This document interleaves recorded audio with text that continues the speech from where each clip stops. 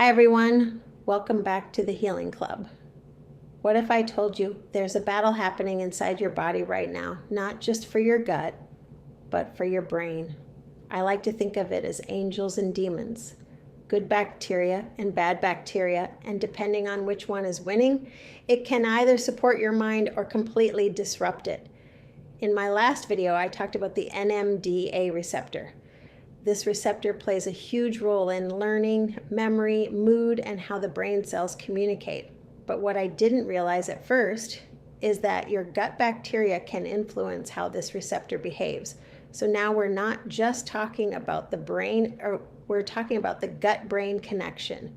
Inside your gut, you have trillions of bacteria. Some are working for you, and some are working against you. The angels are the good bacteria. These are lactobacillus and bifidobacterium. They can help calm inflammation, protect your gut lining, and support healthy brain signaling. They actually help create an environment where your brain can function clearly. The demons are the harmful bacteria. They are the disruptors. Escherichia coli, Klebsiella pneumonia, and Clostridium difficile. These can release toxins, increase inflammation, and interfere with brain communication. And when that happens, it can start to affect how the NMDA receptor functions. One thing I came across in my research that I found really interesting is chicory root. Chicory root is a prebiotic, which means it doesn't feed you, it feeds your good bacteria. It contains something called inulin, which helps beneficial bacteria grow and thrive. And here's where it gets interesting. There's growing research that gut bacteria may influence things like D-serine, which plays a role in activating the NMDA receptor.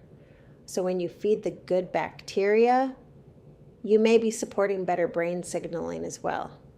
This really hit home for me personally. My mom had a urinary tract infection, and what shocked me was not just the physical symptoms, but what it did to her mind. She became confused, her personality changed, and it almost looked like dementia.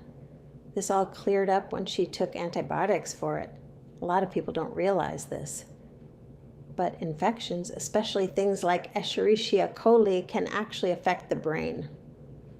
Through inflammation, through toxins, and through the gut-brain connection, they can disrupt how the brain is functioning.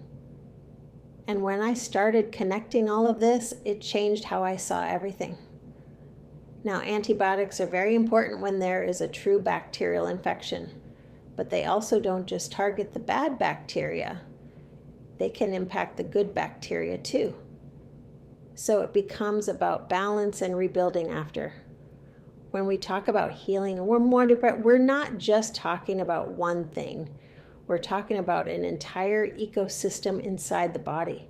A balance between bacteria that support you and bacteria that work against you, and what you feed them determines who wins. In some cases, people may need targeted treatment like antibiotics for harmful bacteria, but just as important is rebuilding the good bacteria afterward. On my next video, I will be talking about how parasites, other demons that can manipulate host behavior by hijacking nervous system and altering brain chemistry. Please like and subscribe for my future updates. Until then, happy healing.